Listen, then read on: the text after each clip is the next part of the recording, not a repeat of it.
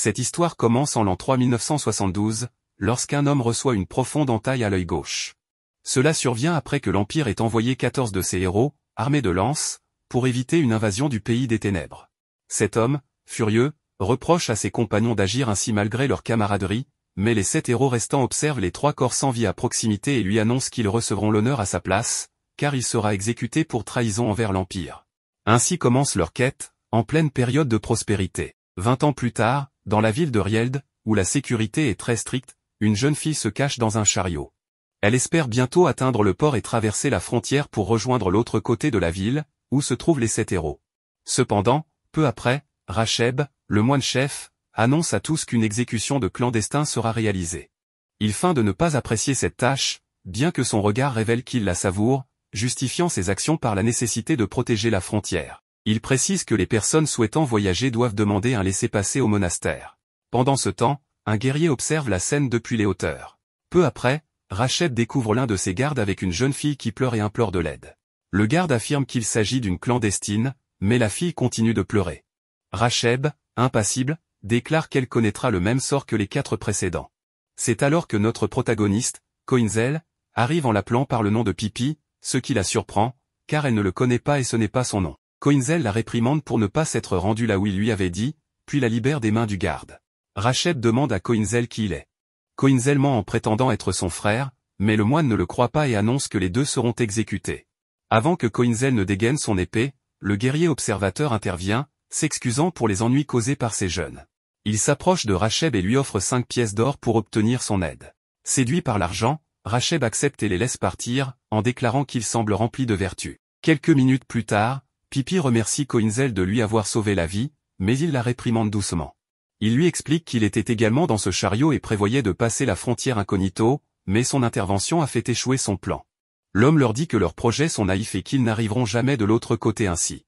Il leur raconte qu'il a dû payer une importante somme d'argent à un contrebandier pour organiser son passage et qu'il ne veut pas que leurs actions imprudentes ruinent ses efforts. Il appelle Coinzel petit héros, ce qui intrigue ce dernier.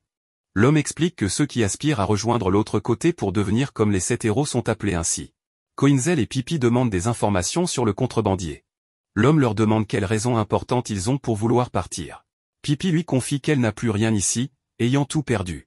À ce moment, Coinzel entend 13 personnes approcher. Réagissant rapidement, il jette Pipi dans un canal d'eau pour la cacher, puis demande à l'homme s'il a une épée. Les 13 moines guerriers les encerclent. L'homme est impressionné par l'ouïe fine de Coinzel, mais les gardes déclarent que, bien que leur chef ait été convaincu par leur vertu, eux ne le sont pas. Notre protagoniste ne comprend pas, et Vido lui explique que le monastère est celui qui surveille l'entrée de la frontière et délivre des laissez-passer de voyage en échange de vertus, qui sont en réalité des pots de vin à l'église. Ainsi, il demande davantage d'argent. Les gardes lui disent que, comme il a déjà donné une somme importante au prêtre, il suppose qu'il a beaucoup plus à offrir, et il se lance à l'attaque pour lui prendre tout ce qu'il possède. Mais en une fraction de seconde, notre protagoniste traverse l'un des moines, laissant Vido stupéfait, car il l'a tranché en deux avec une facilité déconcertante. Vido commence à penser que c'est ce guerrier dont on parle, bien qu'il doute, car si ce dernier était aussi fort, il ne devrait pas lui permettre de s'approcher. En quelques secondes, notre protagoniste élimine tous les moines guerriers et les jette dans le canal pour effacer les traces de ce qui vient de se passer. Vido, stupéfait, lui demande qui il est, mais notre protagoniste répond simplement qu'il est un petit héros. Vido lui demande son aide, car il a besoin de l'accompagner. C'est alors que Pipi sort de l'eau, mécontente, mais notre protagoniste lui dit qu'il devrait partir, car il a conclu un pacte et ils iraient voir le contrebandier pour pouvoir passer de l'autre côté. Ainsi, tous se présentent, bien que notre protagoniste continue d'appeler la petite Pipi. Quelques heures plus tard, ils voyagent par bateau dans la partie souterraine de la ville, où Vido explique que cet endroit a été abandonné et est devenu le foyer de nombreux vagabonds. Ils arrivent dans un bar où notre protagoniste déguste quelques boissons tandis que Vido discute avec la responsable de l'établissement, qui lui dit qu'elle apprécie ses invités, en particulier le garçon, en raison du regard qu'il porte. Mais Vido lui demande un rabais, ce qui déplaît à Althea, car la sécurité devient de plus en plus stricte et il est difficile de faire passer des gens. Cependant, Vido lui explique que tout cela a été fait pour sauver ces jeunes, et elle finit par accepter, demandant à parler à ce jeune homme. Vido appelle Coinzel pour qu'il parle à la contrebandière, et lui demande de ne pas lui contredire. Pendant ce temps, Pipi, habillé comme les employés du lieu, a été changé de vêtements, car ses anciens étaient trop sales. Après quelques minutes, notre protagoniste refuse toujours l'offre que lui propose la femme, mais elle lui explique que s'il n'accepte pas, il ne pourra pas rencontrer les 7 héros, car ceux-ci campent près de la frontière pour réprimer le chaos de la guerre civile. C'est la parfaite occasion pour notre protagoniste.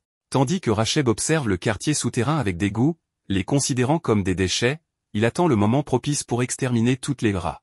Quelques minutes plus tard, on vient informer Racheb que les moines guerriers sont là. Au bar, il dit que cet endroit est lié aux contrebandiers, mais Althea répond que ses affaires sont légales et qu'ils ne peuvent pas l'accuser de quoi que ce soit. Cependant, Racheb rit et fait entrer un homme qui affirme qu'il a été envoyé en tant que clandestin grâce à ce lieu. Cela suffit à Racheb, qui ordonne son exécution, ce qui étonne l'homme, car on lui avait promis qu'il serait épargné. Mais Rêve, ne partageant pas cet avis, déclare que personne ne mérite de vivre et ordonne l'exécution de tout le monde, déclenchant ainsi une guerre dans ce lieu. Racheb réussit à attraper Pipi, souriant, car il l'a retrouvée et cette fois, il ne la laissera pas s'en sortir vivante. Mais à ce moment-là, un bateau tombe du plafond, et notre protagoniste, les yeux injectés de sang, élimine plus de la moitié des moines guerriers. Racheb lui dit que retourner sa lame contre eux, c'est aussi la diriger contre Shtemolek, l'un des héros. Mais Koinzel, avec un sourire, répond que c'est justement son objectif. Lorsqu'un moine attaque, il l'élimine rapidement et demande à Pipi comment elle va. Althea lui répond qu'elle va bien, tandis que Racheb prend la fuite du bar. Ils arrivent dans un endroit éloigné, et Racheb, furieux, se demande comment un simple gamin a pu éliminer ces moines guerriers. Mais sachant que si le monastère apprend ce qui s'est passé, il perdra sa position, il ordonne à 2 de ses gardes de déclarer immédiatement la loi martiale. Quelques heures plus tard, Koinzel annonce aux autres qu'il partira quoi qu'il arrive, car il ne peut pas rater ce bateau. Il leur dit de ne pas s'inquiéter, car il profiterait de la belle lune pour leur permettre de fuir. Cette pensée fait ressurgir un souvenir chez Althea, qui décide de l'aider malgré les risques, promettant qu'il y a un chemin que le monastère ne connaît pas et qu'elle les embarquera. Racheb, de son côté, se réjouit, car avec la loi martiale, la chasse recommencera et ils attendront l'arrivée des bateaux. Peu après, Rangzatz arrive, et Racheb lui demande son aide, peu importe le coût, car avec sa force, la mort de chaque moinillon en vaudra la peine. Pendant ce temps, Vido se moque de notre protagoniste pour son état physique, mais il lui répond que la lumière de la lune affaiblit, donc ce n'est pas si mal. Althea explique qu'ils sont loin de la surface, car elle a trouvé cet endroit par accident il y a quelques années, et cela semble être la base d'expériences menées par des magiciens. Elle élimine alors un monstre mineur qui se jette vers elle, effrayant les autres. Notre protagoniste lui dit qu'elle est très habile avec l'épée, mais Althea les conduit à un couloir qui mène à un espace plus grand, qui les mènera jusqu'au bateau. Cependant, un monstre gigantesque apparaît soudainement, effrayant immédiatement Althea, car c'est le même monstre qu'il y a 3 ans. Notre protagoniste ne perd pas de temps et attaque immédiatement, excitant Althea, car avec lui, il pourrait peut-être le vaincre. Cependant, l'attaque de Koinzel ne fait pas grand-chose, le monstre le soumet et l'écrase contre le plafond, brisant une partie de celui-ci, laissant Koinzel complètement inconscient. Cela fait pleurer Althea, car il n'y a plus d'échappatoire, mais Vido remarque le bateau passer et demande combien de temps ils ont. Althea répond que ce n'est pas suffisant pour arriver, et que son plan a échoué.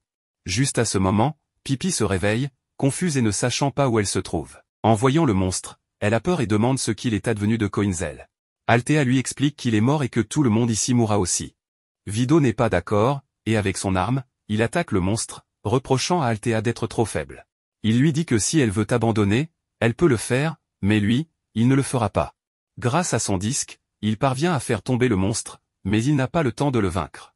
Lorsqu'ils sont attaqués à nouveau, Vido prend Pipi et avec son disque, parvient à fissurer le monstre. Il est ravi, car l'attaque de Koinzel a affaibli la créature. Mais il est attiré par le monstre, qui le lance contre un mur. C'est alors qu'Althea intervient et empêche Pipi de tomber. Vido, gisant au sol, regrette de ne pas pouvoir faire plus, mais remarque une lumière là où se trouvait Koinzel. Alors que le monstre s'apprête à attaquer Althea, notre protagoniste apparaît au-dessus de sa tête, la remerciant d'avoir amélioré la ventilation. Il esquive une attaque et d'un seul coup, traverse complètement la tête du monstre, le fendant en deux et le tuant instantanément. Le monstre tombe au sol, mort. Notre protagoniste demande à Vido de se relever, car ils n'ont plus de temps à perdre. L'homme, un peu douloureux, se relève, et alors qu'il parle de la suite, notre protagoniste détecte quelque chose. Une explosion les projette à plusieurs mètres. Quelques secondes plus tard, ils entendent le rire de Racheb, qui leur annonce qu'ils viennent de voir le pouvoir de l'épée noire, avec laquelle il apportera la justice divine pour détruire leurs âmes pourries.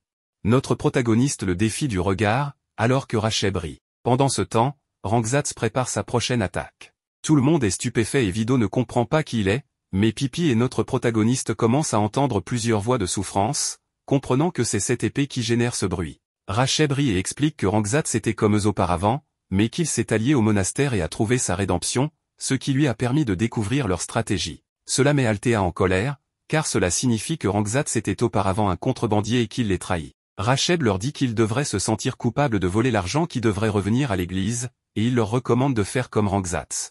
Mais face à leur refus, il ordonne à Rangzatz de les éliminer. Rangzatz accepte, et son épée commence à accumuler son pouvoir, émettant des vagues sonores qui affectent notre protagoniste. Lorsqu'une sphère de pouvoir s'approche, notre protagoniste s'interpose et bloque ce qu'il peut avec son épée, provoquant une forte explosion qui surprend Rangzatz et Racheb. Notre protagoniste, épuisé et en pleurs, ordonne à Rangzatz de ne plus utiliser cette épée, ce qui fait rire encore plus le prêtre, car il découvre le pouvoir de l'épée noire. Cependant, Pipi déclare qu'elle entend aussi la voix. Althea ne comprend pas, et Pipi explique que le pouvoir de l'épée provient en réalité de cette fée attachée à l'épée, et que sa voix de souffrance est ce qui génère ces vagues de pouvoir. Racheb rit encore, affirmant qu'ils seront réduits en poussière, tandis que Rangzatz range son épée et se tourne pour partir. Le prêtre lui demande ce qu'il fait, et Rangzatz répond qu'il a déjà rempli sa promesse et qu'il ne montera pas sur le navire. Tout ce qu'il fera en plus devra être payé. Dans son esprit, il pense que ce garçon a coupé son attaque en deux. Racheb, avalant sa fierté, accepte de le payer davantage mais exige qu'il les frappe une fois de plus. Rangzatz accepte, charge son épée à nouveau et lance une attaque encore plus puissante. Notre protagoniste tente de l'arrêter mais n'a pas assez de force, et l'explosion le frappe, détruisant une partie des lieux et l'envoyant voler dans un trou qui semble sans fond. Racheb rit avec plaisir, tandis que Rangzatz pense qu'il ne s'attendait pas à revoir Althea après tout ce temps.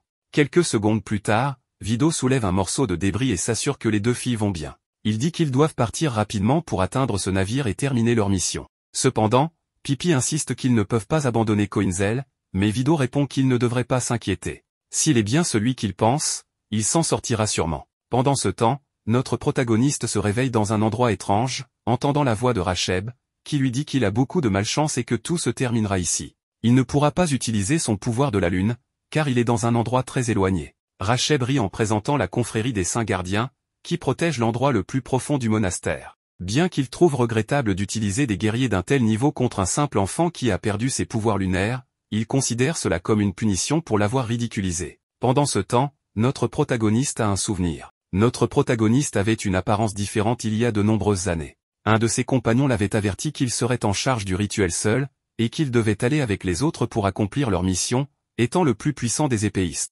Erniak explose de magie quelques secondes plus tard, tandis que Racheb ordonne à ses gardes de déchirer immédiatement notre protagoniste en morceaux. Celui-ci ne bouge pas jusqu'aux derniers instants et, avec un mouvement dans les airs, il attaque, légèrement surpris qu'un des guerriers ait bloqué son coup. Les guerriers eux-mêmes se demandent qui il est, car ce mouvement est impossible pour un humain ordinaire. Mais Racheb leur explique qu'il l'a amené pour qu'ils ne s'ennuient pas avec les autres et puissent faire tout ce qu'ils veulent sans tenue. Les guerriers attaquent sans pitié, mais notre protagoniste les esquive et déclare qu'il n'a pas de temps à perdre à les combattre. Racheb commence à fuir en voyant qu'il est poursuivi et ordonne à ses gardes de l'éliminer. Cependant, il finit par tomber, et notre protagoniste s'approche en déclarant que c'est l'endroit. Il place son épée au sol, un pouvoir l'entoure, commençant à brûler et détruire tous les guerriers qui le poursuivaient. Après quelques secondes, seul notre protagoniste et les restes des gardes demeurent. Le prêtre, choqué, le traite de monstre et ne comprend pas comment il connaît un piège que personne ne connaissait.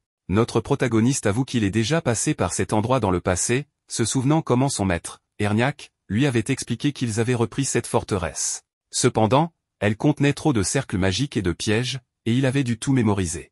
Notre protagoniste dit à Racheb qu'il sait ce qui se cache derrière les portes et le jette à l'intérieur. Avançant, il est confronté à Abad, le grand prêtre, qui lui dit qu'il ne peut pas être là, car c'est l'endroit le plus sacré du monastère. Même les 7 héros n'entrent pas dans cet endroit. Mais notre protagoniste l'ignore et continue d'avancer, tandis qu'Abad poursuit en disant que l'assistant était là il y a 23 ans. Les héros, avec Erniak, avaient créé les lances qui protègent le territoire. Notre protagoniste, rempli de colère, ordonne à Abad de se taire, outré qu'on appelle Erniak un simple assistant des héros, lui qui avait donné sa vie pour ce sort. Abad ne comprend pas qui est ce garçon et ce qu'il fait là, réprimandant Racheb pour cette erreur. Il ordonne à notre protagoniste de ne pas aller plus loin. Ce dernier atteint le centre de tout, où il remarque le visage pétrifié de son compagnon Erniak.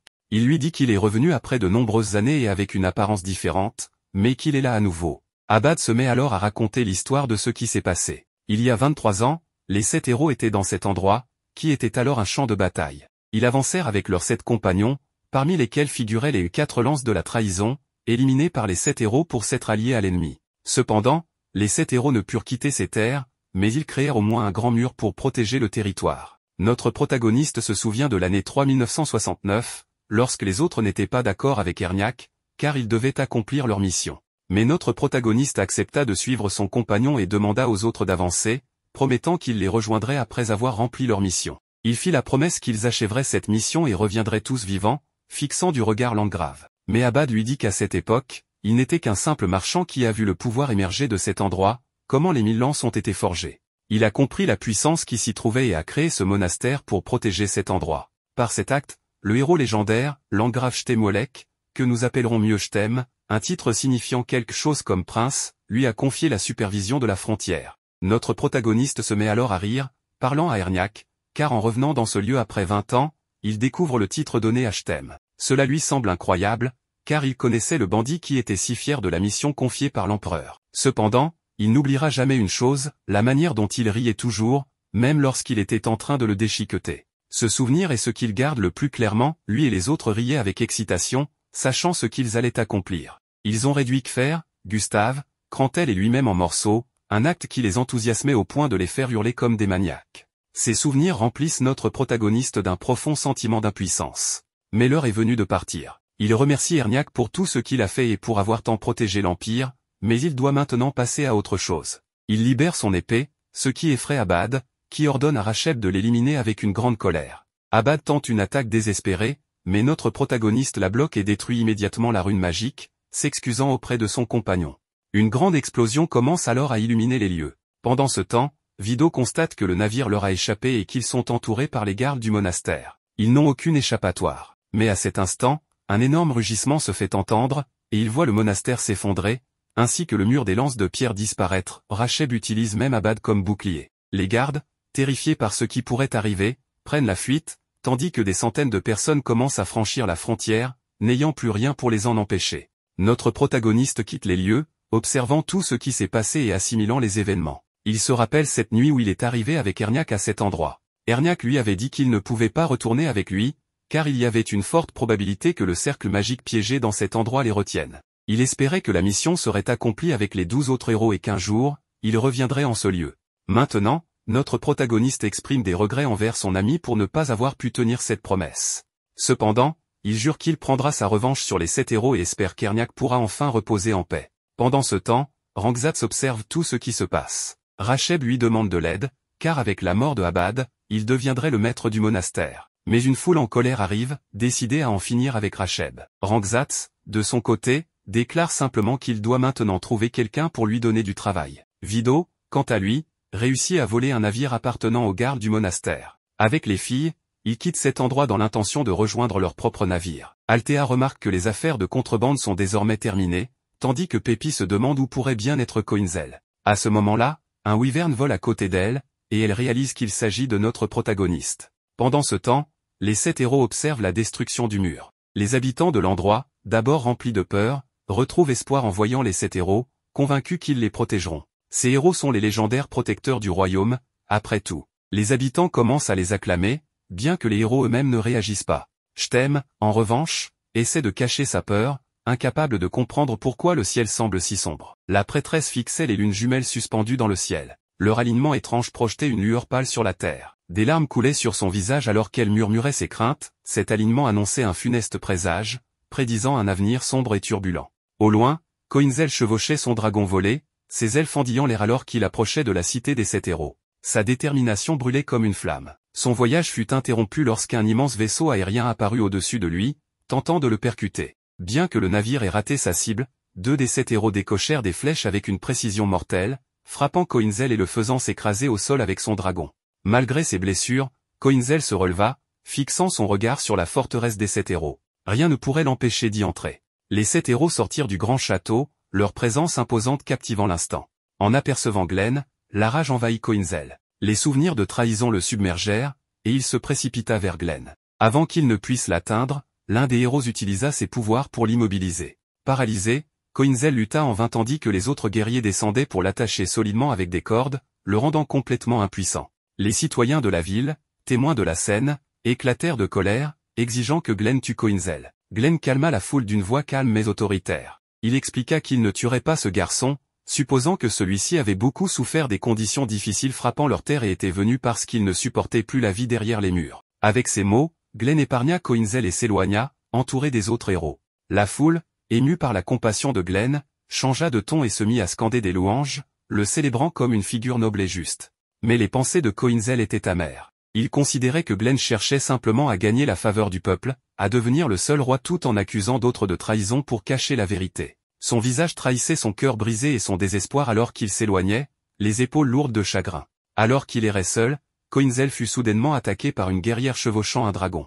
Le dragon plongea, ses mâchoires massives se refermant sur Coinzel et l'emportant dans les airs. Non loin, Althea, Pippi et Vido observaient depuis leur vaisseau. Lorsque le dragon heurta violemment leur navire, ébranlant l'équipage, Vido repéra Coinzel coincé dans les mâchoires de la créature et réagit sans hésiter. Il se lança sur la cavalière du dragon, les faisant tous deux s'écraser au sol. Au sol, la guerrière se tourna pour attaquer Coinzel, mais avant qu'elle ne puisse frapper, Pippi s'interposa, son petit corps bloquant le chemin. La guerrière la menaça de mort si elle ne s'écartait pas, mais Pippi resta ferme, déclarant qu'elle ne bougerait pas, car Coinzel lui avait sauvé la vie et qu'elle lui devait tout. La guerrière, implacable, frappa Pippi avec le plat de son épée, la projetant au sol. Pippi s'effondra sur le corps inconscient de Coinzel, tentant désespérément de le réveiller. Vido, observant la scène, plissa les yeux. Quelque chose dans la tenue de la guerrière lui semblait familier. Alors qu'elle levait son épée pour porter un coup fatal à Coinzel, Vido l'interpella, l'appelant princesse. La guerrière s'arrêta en plein élan et se retourna pour le confronter.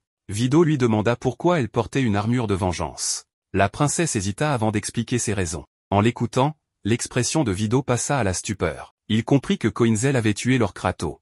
La princesse, serrant fermement son épée, avertit Vido de s'écarter alors qu'elle se préparait à venger la mort de son frère. Sa lame se dirigea vers Pippi, qui protégeait toujours Coinzel de son corps. Juste avant que le coup ne porte, Coinzel reprit conscience et repoussa la lame, sauvant Pippi. La princesse recentra son attention sur Coinzel, mais celui-ci esquiva le coup et contre-attaqua avec un mouvement rapide, détruisant son masque et exposant son visage. Désarmée et vulnérable, la princesse, tremblante, laissa tomber son arme et s'écroula. Coinzel s'effondra également, incapable de continuer. Voyant leur état critique, le groupe décida de conduire Coinzel dans un village voisin pour qu'il puisse se rétablir. Là-bas, l'arrivée du groupe de guerriers provoqua l'inquiétude des villageois. Le chef du village qui se plaint à cause des réfugiés et les malfrats, resta sans voix en voyant le chef des guerriers. Ce dernier le rassura, promettant de protéger le village et d'y maintenir l'ordre. Pippi, tout en se promenant dans le village, rencontra un jeune garçon qui ressemblait étrangement à elle. Il lui attrapa doucement la main et lui demanda son nom.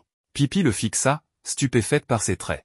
Althea, remarquant l'interaction, accourut et fut également stupéfait par la ressemblance frappante entre le garçon et Pippi. Peu après, la mère du garçon apparut et reconnut Althea. Submergée de gratitude, elle remercia Althea d'avoir aidé sa famille à s'échapper de l'autre côté. Elle expliqua que la vie s'était grandement améliorée sous la protection de l'un des 7 héros. Althea, profondément émue par leur gratitude, se mit à pleurer. Le garçon, Zéphi, invita alors Pippi à se joindre à leurs efforts pour construire un nouveau village pour leur peuple, exprimant son espoir de développer et de créer une communauté solide. Pippi, déchirée par cette invitation, resta indécise quant à sa réponse. Pendant ce temps, Coinzel commença à bouger et entendit la princesse dire à Vido qu'elle devait tuer Coinzel pour venger son frère, Lord Kratos. Elle interrogea la loyauté de Vido, exigeant de savoir pourquoi il soutenait Coinzel au lieu d'appuyer Kratos. Vido répondit calmement, expliquant qu'il n'avait ni haï Lord Kratos ni douté de son leadership, mais qu'il croyait que chercher à se venger ne mènerait à rien. Coinzel, écoutant en silence, finit par intervenir. D'une voix plate et dénuée d'émotion,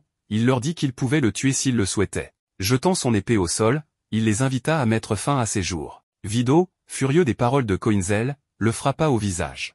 Vido demanda à Coinzel pourquoi il affichait une expression aussi abattue alors qu'il était un guerrier incroyable. Se penchant vers lui, il ajouta fermement que Coinzel avait encore une mission à accomplir, sauver la princesse Sharene, la sœur de Lord Kratos. Vido expliqua qu'il avait été chargé de protéger la princesse Sharene lors d'une mission diplomatique visant à négocier avec une armée voisine. Cependant, la mission avait mal tourné lorsqu'ils furent attaqués par des bandits qui kidnappèrent la princesse. Vido admit son échec et supplia Coinzel, insistant sur le fait que sa force était leur seul espoir de la sauver. Coinzel hésita, sa confiance ébranlée, affirmant qu'il ne pouvait pas accomplir une telle tâche. Vido, imperturbable, lui rappela ses triomphes passés, détruire les prisons, vaincre les rebelles seuls et démanteler les lances de pierre. Vido affirma qu'il ne serait pas brisé par le fait de sauver une princesse et insista que si Coinzel voulait vraiment mourir des mains de la princesse, il devait le faire après avoir sauvé Sharene. La plaidoirie passionnée de Vidot résonna en Coinzel et, après un moment de silence, il finit par accepter. À cet instant, Pippi arriva avec une boisson pour aider Coinzel à retrouver ses forces, exhibant ses nouveaux vêtements que la mère de Zéphi avait confectionnés pour elle. Elle demanda son avis et mentionna l'invitation de Zéphi à rejoindre leur nouveau village, mais assura à Coinzel qu'elle ne le laisserait pas dans son état actuel. Guérampan, le massif guerrier, s'approcha avec une attitude chaleureuse et salua Pippi, qui répondit par un grand sourire et le présenta à Coinzel. Guérampan observa Coinzel un moment, puis déclara qu'il semblait être un jeune homme aimable et résilient. Il reconnut les immenses épreuves traversées par Coinzel et son voyage éprouvant. Non loin, l'expression de Vidot se durcit à la vue de Guérampan, sa colère palpable. Non loin de là, dans une forêt dense, un groupe de bandits retenait plusieurs femmes captives, attendant de les remettre à quelqu'un. Soudain, Zéphi apparut, et l'un des bandits cria qu'il s'agissait encore de ce garçon et qu'il devrait s'en débarrasser. Pendant ce temps, la rage de Vidot atteignit son paroxysme. Sans prévenir, il lança son arme sur Guérampan, entravant les mains du guerrier. Guérampan, pris au dépourvu, demanda calmement la raison de cette attaque soudaine. Vidot, d'une voix tranchante, exigea de savoir où se trouvait la princesse Charène et accusa Guérampan de collaborer avec les bandits. Guérampan nia les accusations, affirmant qu'il n'avait aucune connaissance de ce dont parlait Vidot. La fureur de Vidot ne fit que croître alors qu'il poursuivait ses accusations, affirmant qu'il avait vu les bandits remettre la princesse Charène à Guérampan lorsqu'ils débarquèrent du navire. Guérampan, essayant d'apaiser la situation, suggéra de discuter, mais Vidot refusa de céder. Il accusa Guérampan de prétendre protéger les gens tout en aidant secrètement à l'enlèvement de femmes et d'enfants. Le visage de Guérampan se tordit de douleur et de colère. Il déclara qu'il ne resterait pas là sans rien dire pendant qu'on l'accusait de telles atrocités, insistant sur le fait qu'ils étaient des protecteurs du peuple, tels des anges zélés envoyés pour garder la terre. Vidot se moqua de cette remarque, rétorquant que Guérampan ressemblait davantage à une pieuvre. Guérampan, le visage rouge d'indignation, demandait avec émotion pourquoi on tenait de tels propos envers lui. Des larmes se formaient dans ses yeux alors qu'il brisait les cordes qui liaient ses mains. Au même moment, Zéphi sortit de la forêt, courant vers Guérampan et appelant à l'aide. 3 hommes le poursuivaient de près, mais Guérampan les neutralisa d'un seul coup puissant, laissant Zéphi impressionné. Zéphi le remercia et l'implora de le suivre, affirmant qu'un danger se trouvait plus loin dans la forêt. Avant qu'ils ne puissent avancer, d'autres bandits apparurent, les entourant. Le chef des bandits s'avança d'un pas menaçant, exigeant que le garçon leur soit livré, sous peine de tuer tout le monde. Guérampan, en dégainant son épée avec calme et détermination, se présenta comme le brigadier-chef de l'armée du comte, soldat le plus loyal de Fargo et aux 1000 soldats. Il déclara que personne n'osait semer le trouble sous sa surveillance, à moins de vouloir mourir sous sa lame. Un des bandits murmura nerveusement qu'il s'agissait d'un garde de Fargo, supposé ne servir que les nobles. Le chef des bandits, non impressionné, s'avança avec un sourire en coin, déclarant que si Guérampan servait Fargo, cela rendrait les choses faciles. Il révéla alors une dague portant l'insigne de Fargo. Guérampan, choqué, demanda pourquoi un voleur possédait un tel insigne, réservé aux officiers d'élite, et remarqua que la dague était plus grande que la sienne. Le chef des bandits affirma qu'il ne s'agissait pas d'une erreur, prétendant agir sous les ordres directs de Chtemouelec. Il ajouta que personne ne les toucherait, peu importe leurs actes. Guérampan, incrédule, laissa sa colère éclater en accusant le chef de mentir. Cependant, ce dernier brandit la dague et insista qu'une attaque contre eux reviendrait à désobéir au commandant. Zéphi tremblait, les yeux fixés sur Guérampan, tandis que les bandits se rapprochaient. Guérampan, partagé entre sa loyauté et son sens de la justice, resta silencieux, la tristesse marquant ses traits. 2 bandits avancèrent pour s'emparer de Zéphi, mais avant qu'ils ne puissent le toucher, Coinzel surgit de l'ombre, son épée brillant. En un mouvement rapide, il les abattit, laissant tout le monde stupéfait par son intervention soudaine et décisive. Après avoir tué les bandits, Coinzel ordonne aux autres d'appeler Chtemouelec. Mais les bandits exhibent leur insigne royal, ce qui pousse Coinzel à couper non seulement l'insigne mais aussi la main du porteur. Ce dernier appelle alors Guérampan à l'aide, car il est responsable de la protection de cet insigne. Guérampan refuse d'intervenir, car selon lui, le commandant Fargo n'aurait jamais donné cet insigne à des bandits. Il demande donc la vérité à tout le monde. C'est alors que Fargo arrive, et le bandit lui demande de l'aide. Mais Fargo l'attaque et révèle à tout le monde que cette épée marquée de l'insigne royal lui appartenait à l'origine, mais qu'elle a été volée récemment. Guérampan croit immédiatement Fargo, car il le considère comme un grand frère et lui fait entièrement confiance.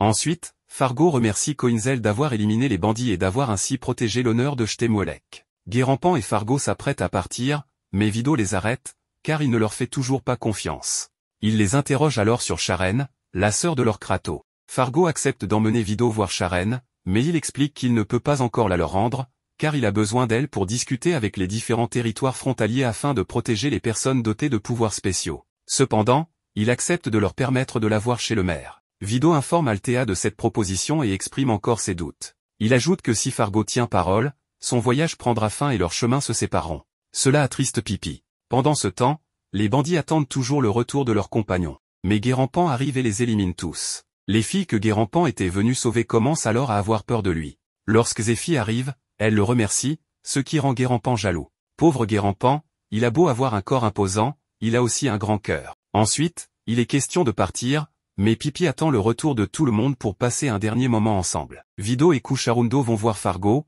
mais ils se retrouvent encerclés par des bandits qui étaient censés être morts. Vidot ne comprend pas s'ils ont été ressuscités par magie ou s'ils sont devenus des zombies. On découvre alors que c'est l'œuvre de Fargo, les bandits morts attaquent Vidot et Cucharundo. Ils commencent à les découper, mais même après avoir été coupés en morceaux, leur corps libère d'étranges substances, leur permettant de continuer à se battre. Sous la lumière de la lune, l'un des bandits se transforme. Un flashback nous montre Guérampan remerciant Zéphie de lui avoir parlé des bandits. Fargo le remercie aussi, mais en réalité, il méprise les habitants et considère tous ces événements comme un plan orchestré par lui-même. Il insulte Zéphie pour avoir tenté de ruiner ses plans. Zéphie et sa famille s'endorment alors sous leur tente. Pendant ce temps, Coinzel, en regardant la lune, semble très heureux, et des ailes apparaissent soudainement derrière lui. De son côté, Pippi cherche tout le monde et repense à la mort de ses parents. Elle prie pour que Zéphie et sa famille ne subissent aucun malheur, car elle ne veut plus perdre de proches. Elle décide alors de partir vivre avec eux dans leur nouveau village. Maintenant, Fargo s'apprête à tuer Zéphie. Fargo infiltre une tente et réveille les parents de Zéphie, ce qui l'oblige à les éliminer. Pippi, témoin de la scène, prend la fuite. Avant de mourir, le père de Zéphie arrache le masque de Fargo. Pendant ce temps, Coinzel perçoit la douleur de l'âme de Pippi sans en comprendre l'origine. Vidot et Cucharundo sont en danger mais sont sauvés par l'animal de Cucharundo, qui les emmène hors du danger après une explosion. Guérampan, qui observe la scène, est confus sur la situation. Fargo tente d'assassiner Zéphie, mais Pippi intervient courageusement pour le sauver, lui rappelant qu'il était venu pour aider leur village. Fargo révèle alors qu'il leur a menti et qu'ils sont tous des idiots de lui avoir fait confiance. Brisé, Pippi attaque Fargo, mais il la repousse violemment. Pour la tourmenter davantage, il transforme les parents de Zéphie en zombies. Pippi hurle d'horreur, réveillant Zéphie, qui se retrouve attaquée par ses parents zombifiés. Alors que les zombies attaquent Pippi, Coinzel intervient pour la sauver. Pippi supplie Coinzel d'arrêter tout cela. Coinzel active alors son pouvoir, invoquant 4 épées de ses mains, ce qui effraie Fargo. Coinzel élimine les parents zombifiés de Zéphie. Terrifié, Fargo supplie Coinzel de l'épargner, mais Coinzel lui tranche le bras droit. Cucharundo ne comprend pas la puissance de Coinzel, tandis que Vidot réalise qu'il est l'homme à l'épée noire. Coinzel s'excuse auprès des parents de Zéphie avant de les anéantir définitivement. Fargo traite Coinzel de monstre, mais ce dernier lui rappelle qu'à cause de lui, des innocents ont été transformés en zombies et qu'il a trahi ceux qui lui faisaient confiance. Fargo reste insensible, ce qui met Coinzel en colère. Il lui fait réaliser qu'il a souillé un lieu où de nombreux soldats ont sacrifié leur vie pour protéger les autres. Il jure de punir les 7 héros responsables de cette tragédie. Les réfugiés arrivés, trompés par Fargo, croient que Coinzel est un monstre qui veut lui faire du mal. Ils attaquent alors Coinzel. Vidot et Cucharundo le sauvent en l'emportant avec eux. Coinzel les remercie et affirme qu'il a encore une mission à accomplir, ce qui signifie qu'il ne peut pas mourir maintenant. Pippi tente de révéler la vérité aux réfugiés, Coinzel les a protégés tandis que Fargo a tué les parents de Zéphie. Mais personne ne la croit, car Fargo les a trompés depuis le début, et l'apparence de Coinzel leur inspire la peur. Plus tard, Cucharundo, réalisant son erreur, s'excuse auprès de Coinzel pour l'avoir attaqué alors qu'il avait en réalité aidé son frère. Coinzel accepte ses excuses, et Cucharundo éclate en sanglots. Des membres de la garde privée se rendent auprès de Chtemolek pour l'informer de ce qu'a fait ce semi-humain, ayant découvert qu'il tente d'éliminer les 7 héros. Cependant, Chtemolek leur dit qu'il n'était pas nécessaire de l'appeler pour une affaire aussi insignifiante, car ce ne serait pas la première fois que cela arrive. Après tout, c'est précisément pour cela que les gardes et les habitants du village sont là pour protéger le château. Il ne compte même plus le nombre d'attaques qui ont eu lieu depuis qu'il est le comte. Il fait totalement confiance aux défenses et aux soldats du château, et même aux villageois qui seraient prêts à donner leur vie pour lui, l'un des 7 héros. Cette déclaration choque les gardes, et l'un d'eux se rappelle soudainement les paroles de Coinzel, ce qui le surprend, ne comprenant pas pourquoi elles restent si présentes dans son esprit. Quelques minutes plus tard, une urgence se présente à Chtemolek. Fargo, gravement blessé, apparaît devant lui, le laissant sous le choc. Quelques heures plus tard, tous les soldats et gardes du château se mettent en alerte, car leur ennemi ne tardera pas à arriver. On prévient qu'il est extrêmement dangereux, puisqu'il a réussi à couper un bras de Fargo. Ainsi, toutes les entrées sont renforcées et la vigilance est maximale. Rosen est impressionné par la préparation du comte. Il comprend maintenant que les soldats du château ne sont pas de simples bandits, mais des combattants extrêmement expérimentés, dotés d'une moralité inébranlable. Il se rend compte que leur rôle est de servir de bouclier, conformément à leur mission en tant que cette lance. Il espère qu'une fois Coinzel éliminé, tout reviendra à la normale, bien que sa camarade soit intriguée de le voir pleurer. Quelques minutes plus tard, les soldats aperçoivent dans le ciel le loup volant.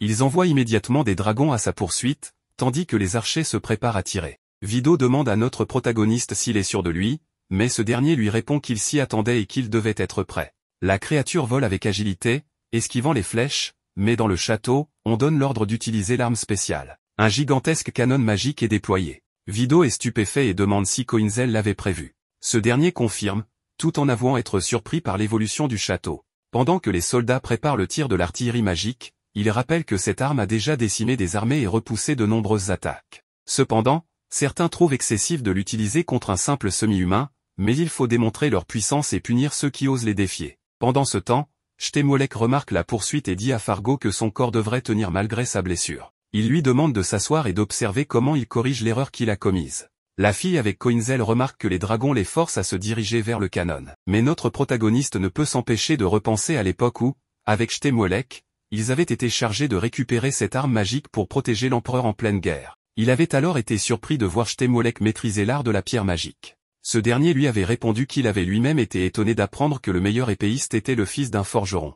Revenant au présent, notre protagoniste continue de voler autour du château, tandis que les soldats défendent les remparts et tentent de le forcer à entrer dans la ligne de tir de l'artillerie. Le soldat en charge du canon reçoit l'ordre d'ouvrir les canaux d'eau du lac, qui se vident immédiatement, un signal indiquant que tout est prêt. Les archers et les dragons attaquent de concert. Notre protagoniste esquive du mieux qu'il peut, ce qui inquiète Vido, car il ne contre-attaque toujours pas.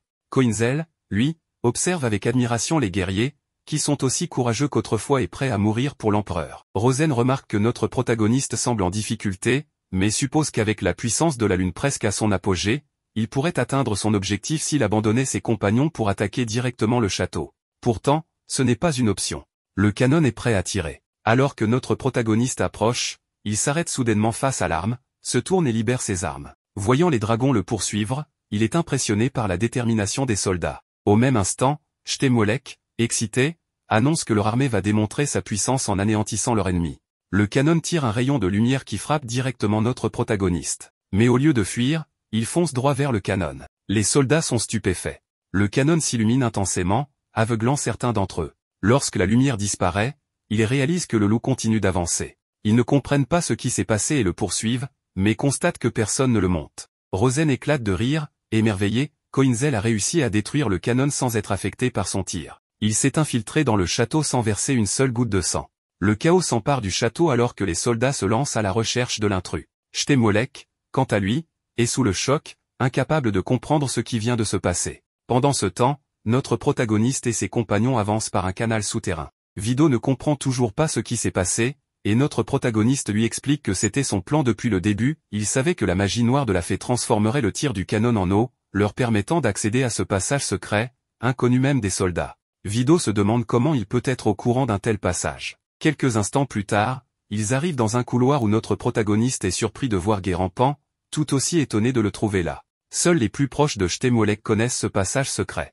Vido et la fille demandent alors des nouvelles de Fargo et de la princesse, mais notre protagoniste leur dit qu'ils doivent voir Shtemolek, et qu'ils devraient les laisser passer. Cependant, Guérampan leur répond que ni son frère ni le comte ne sont au château, car au bout de ce couloir, il n'y a qu'un sanctuaire auquel seul son frère et Shtemolek ont accès. Notre protagoniste ne comprend pas pourquoi Fargo leur dit cela, puisqu'il fait partie de l'armée du comte. C'est alors que Guérampan confesse qu'il a vu quelque chose d'horrible cette nuit-là, il a découvert la forme monstrueuse de son frère ainsi que les véritables plans du comte. Il comprend maintenant qu'il a été manipulé tout ce temps, fier d'une mission dont il n'était en réalité qu'un simple pion. Il se sent coupable d'avoir lui-même amené la princesse dans ce sanctuaire. Furieux, Vido attrape Guérampan par le col et lui demande ce qu'il a fait. En larmes, ce dernier admet sa faute, il ne savait rien de tout cela. Il est venu ici pour comprendre l'étendue de ses erreurs et payer pour ses fautes. Notre protagoniste intervient avant que Vido ne lui fasse du mal. Il admet qu'il ne sait pas lire parfaitement les intentions des gens, mais quelque chose lui dit que Guérampan ne ment pas. Il lui demande alors de les guider jusqu'à Fargo et Shtemolek. Pendant ce temps, ces derniers se trouvent déjà dans le sanctuaire. Shtemolek prévient Fargo que si la situation s'aggrave, il devra agir. Après tout, il possède ce pouvoir pour une raison. Quelques instants plus tard, Guérampan arrive à l'entrée du sanctuaire, prétendant amener quelques jeunes filles spéciales. Le garde les observe, surpris de voir notre protagoniste déguisé. En effet, quelques minutes auparavant, Guérampan les avait tous déguisés, expliquant que c'était la meilleure option.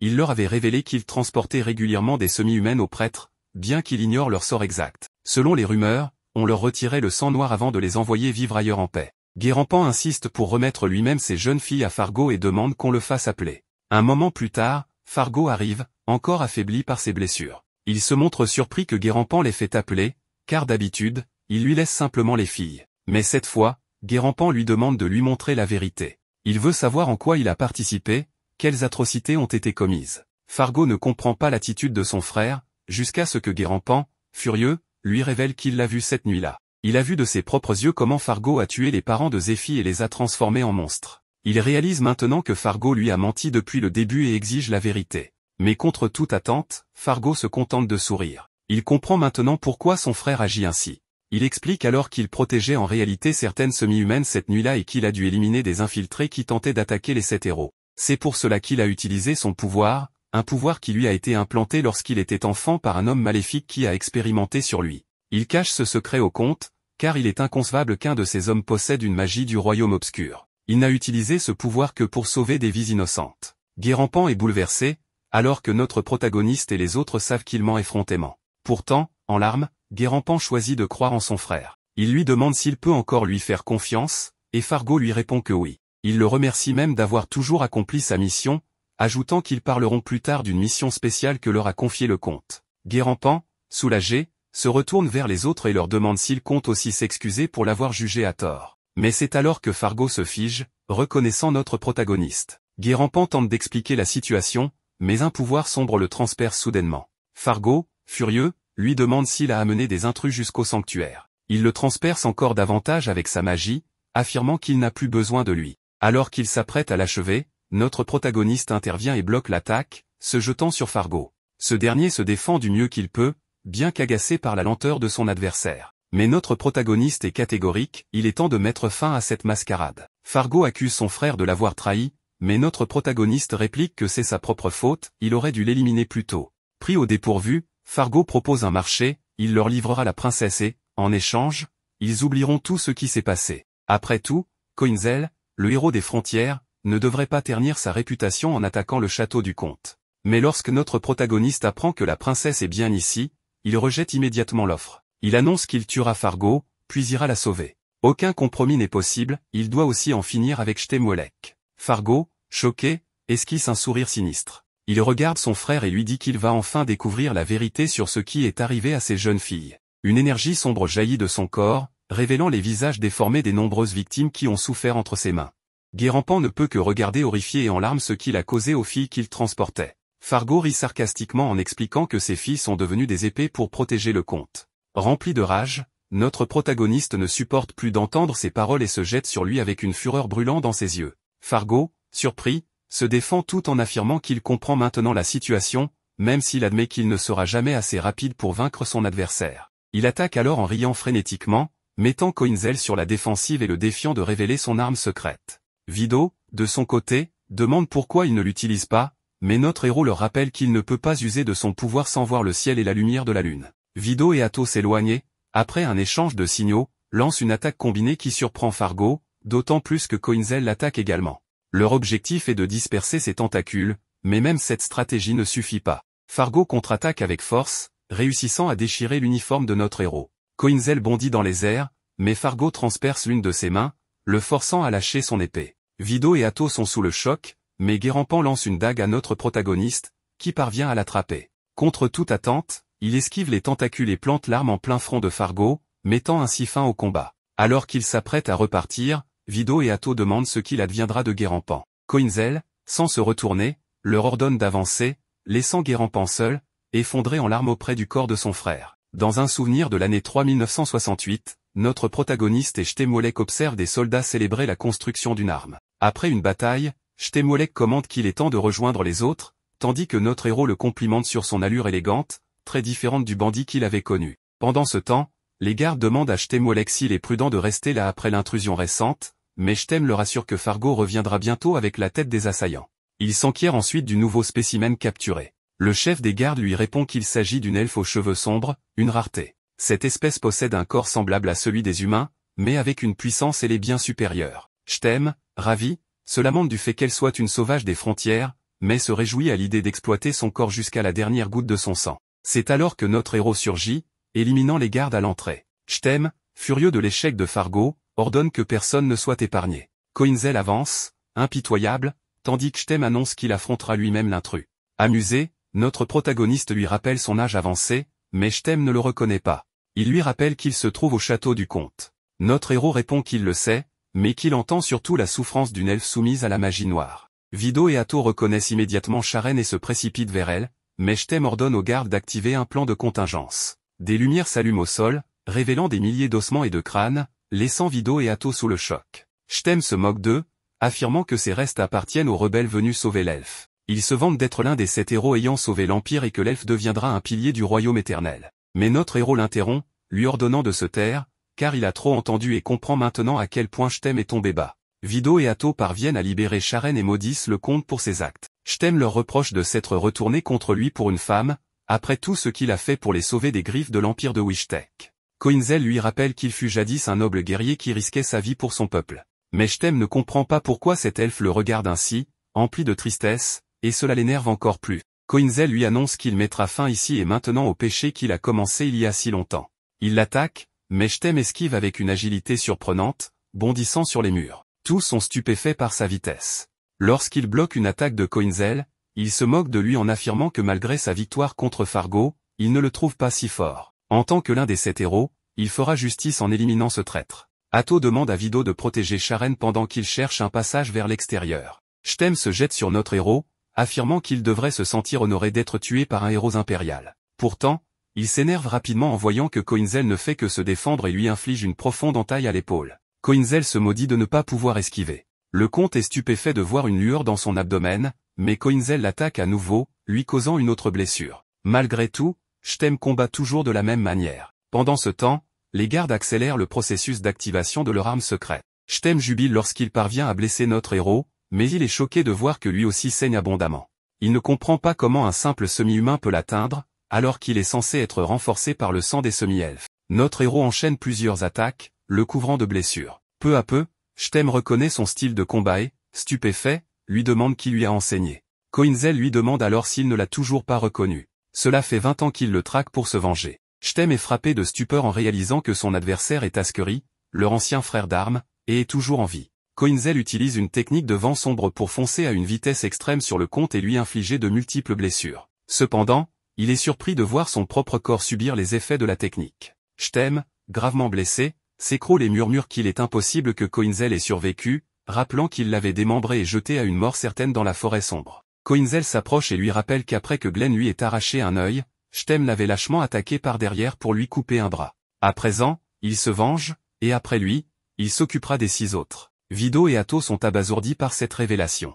Stem, rampant au sol, refuse d'y croire, se souvenant du moment où les 7 héros l'avaient laissé pour mort. Notre héros s'apprête à porter le coup final, mais sa lame est arrêtée par une barrière métallique. Autour de lui apparaissent plusieurs femmes en armes et casquées. Stem sourit diaboliquement et ordonne au grand prêtre de ne pas tuer Coinzel. Les elfes fraîchement arrivés empêchent Atto d'intervenir, tandis que Stem s'approche de notre héros, curieux de savoir comment il peut sembler aussi jeune après 20 ans. Coinzel, furieux, crie qu'après tout ce temps et tant d'efforts pour sa vengeance, tout ce qui l'intéresse est son apparence. Stem, ravi, annonce que Coinzel est le cobaye parfait pour leur objectif ultime. Notre héros commence alors à entendre les voix des elfes emprisonnés, toujours conscientes et suppliant qu'on les libère. Soudain, accablé, il s'effondre. Stem en profite pour ordonner au grand prêtre de lancer le rituel de transmigration. Mais alors qu'on s'apprête à lui infuser de la magie noire, notre héros éclate de rire. Une larme coule de son œil tandis qu'un immense pouvoir jaillit de son dos, anéantissant tous les gardes autour de lui. Stem est pétrifié d'incompréhension, tandis que Coinzel, toujours riant, semble enfin libéré.